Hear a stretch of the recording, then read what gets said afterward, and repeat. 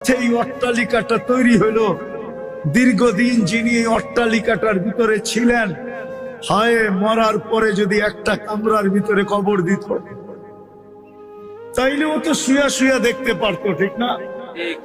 আর না হইলে বাড়ির বাউন্ডারির ভিতরেই যদি দেওয়ালের পাশে কবর দিত, তাও তো দেয় না। তাইলে বোঝা গেল দুনিয়া বড় নিষ্ঠুর।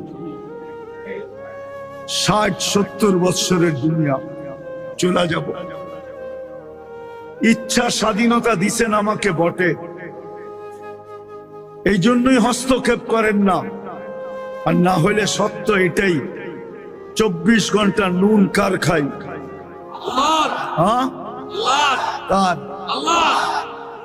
ও যুবক, রাগ হয়েও না। বিসিকের মানুষগুলা বলেন, ব্যক্তিত্ব আগে না অস্তিত্ব আগে?